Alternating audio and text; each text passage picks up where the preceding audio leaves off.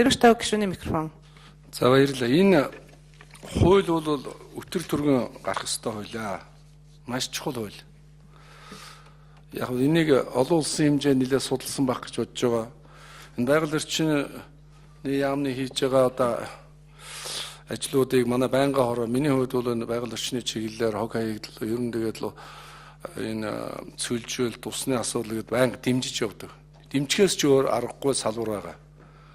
Энэ улс орны хувьд бол маш чухал салбар шүү дээ. За хогийн талаар бол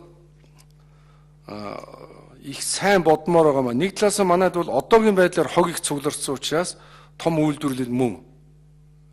Нөгөө талаас нь бол та нарын энэ бас төсөөлч чинь бас их болгоомжтой төсөөлөхгүй бол Монгол улс чинь 3 сая хүнтэй яг дэлхийн нийтийн бусад улс орнуудтай харьцуулахад эхнийхээ хогийг авчсны дараа бол системтэй ингээ явах юм бол их том юуны хогны үйлдвэр бас манайд нэг одоогийн байгаа хогин дөрөнд тулгуур нэг олон хогны үйлдвэр болоод нэг тийм хачин төсөөл болчихё гэж би бас болгоомжилдэг. Би чи хятад биш шүү, Япон биш шүү. Хүн амынхаа хэрэглээ, хүнийхээ тоогоор аваад үзэх юм бол бас тийм болгоомжлох энийг олон талаас нь бодохгүй бол яг одоогийн хогин дээр тулгуурлаж энэ бодлого цаашдаа үйл ажиллагаа явуулахдаа танд бодоорой гэж хэлмээр байна.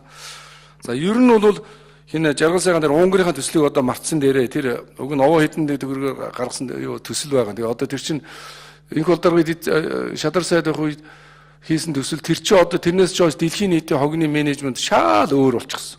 Би тэр нэг Унгарийн төсөл мөслөшн тавагдаас шадар сайд байж байхдаа бид нас уулзаад жаргал сайхан нартай уулзаад ярьж байсан. Тийм учраас та бүгдийг цаашдаа бодлого явуулахдаа бол маш сайн бодож явуулаарай гэж хэлмээр. Ер нь хог одоо яг тэр хүүхдүүдэд хогны боловсрол олуулах бол чухал. Гэхдээ тэр чинь бас нэг хугацааны асуудал байгаа. Хамгийн түрүүнд өнөөдөр хүний нүдэнд харагдаж хийж чадах юм бол яаж хийж байгаа тэр аюултай хог хэрэглэний үйлдвэр яаж хийж байгаад нэг хогны нэг жижиг юм уу дунд үйлдвэрийг харуулах бол хог чинь баялаг юм шүү гэдгийг хүнд харуулах юм их хэрэгтэй. Тэгэхгүй ингээд л одоо хичнээн жил яриад байдаг. Ингээ үзэхээр бол үнэхээр энэ хууль эрх зүйн үндэслэл нь болж өгөхгүй байсан юм а. Дэлхийн нийтийн энэ жишгтээ хүрч чадахгүй байсан учраас энэ хууль өөрөө бас дэлхийн нийтийн жишгтээ ойрцсон хууль. Тэгээ одоо энэ дээр ажлын хэсгэн дээр гаргаж яах вэ? Дарга шийдэн үз энийг өшөө сайжруулах юм байна уу? Энийг бол маш хурдан яралтай гаргах ёстой хуулиа. Тэгээ ингээ приоритетээр ингээд аваад үзэхгүй бол одоо сая ганц хоёр компаниуд орж ирж байгаа юм байна. Одоо манайхан чинь нөгөө төрийн 3 өндөрлөг явахаар бол Японд чинь одоо жилд хэдэн удаа очдог ч гэнэ тэрүүн шиг юм болж байгаа. Байгаль орчны үеийн сайдууд тэгээ би түрүү хэлсэн бага улс орнуудад ингээ явдаг. Одоо бол ер нь бол хууль гарнаа. Тийм учраас одоо энэ хуулийн дээр тулгуурлаад оюун орон сайдыг бол гэрээ хэлцээр гадна дотныхонд бол ийм хууль гарч байгаа, ийм нөхцөл бий болж байгаа. Концессийн гэрээгээр манайхад одоо оруулахад боломж байна гэдэг ингэж ярих юм бол одоо тодорхой улсуудтай их тодорхой юм ярихгүй бол Унгартай ярьсан юм Хятадтай ярьдаг, Хятадтай ярьсан юм Японтой ярьдаг, Японтой юм ярьсан юм Америктэй ярьдаг ийм баймааргүй. Яг хамгийн их бодиттой ойрхон концессийн гэрээнд их төгсөн. Тэгээ одоо сүүлийн үеийн тэр технологи нэг хятадчин гадаад дотны технологиг сайн хуулурладаг учраас хямдхан бөгөөд концессийн гэрээгээр хийчих тийм боломжтой улс бол Хятад байгаа. Оюун сайдыг ч гэсэн байж хахад оюун орон сайдыг байж хахад за дараа нь бат зэрэг сайдыг байж хахад Хятад руу хэд удаа явсан шүү дээ. Тэгээд тодорхой уулзалтууд хийгээд ингээд явсан. Тэгээд яг тэр нэг хоёр газартай ярьсан юм аяг хэрэгжүүлээд л явахгүй бол нөгөө л монголчууд чинь улс болгонд нэг адилхан хогоол яриад яваад байдаг, хогоо яриад байдаг. Одоо нэг үйлдвэрийг л одоо эхлүүлээд хог өөрөө баялаг юм гэдгийг л харуулмаар байна. Япон тэр чинь бол одоо өнгөт металлыг чи хогноос авдаг болсон юм билээ шүү дээ.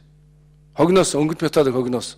Ерөөсөн тэгээд зурагт тэр чинь бүгдийн задлаа тэгээд өнгөт металл тэр ялгаад энэ одоо мод гэх чинь модыг бол тэр чигт нь үрдэс болгож явуулаад буцаад мод болгочдөг. Ийм баялаг бий болж байгаа учраас энэ хог өөрөө баялаг гэдэгтээ саналдаг байгаа. Тэгээд энэ баялгаа маш их зүв зүйтэй ашиглах их олон юм яриад хэрэг байхгүй. Аль нэгэн газартай хогийн асуудлыг хогны үйлдвэраас аль нэгэн газартай зөв менежментийг хийж байгаа газруудтай хит хитэн газруудтай бизнесийн уулзалтуудад энэ хийгээд Тэгээ яг энэ зөв юм байна. Энэ өөрөө Монгол улсын төсөвт ачаал болохгүй юм. Одоо төсвөөс нэг хогны чиглэлээр юм гуугаад хэрэггүй. Хууль гарсны дараа бол энэ хуулийн дагуу бол хогны За тодруулга өгье тэрвш тав гişэнд. 1 минут.